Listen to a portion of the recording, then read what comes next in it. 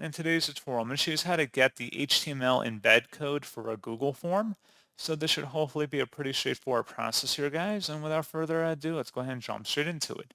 So all you have to do is open up your Google form and select the three-dotted icon up at the top right that says More when you hover over it.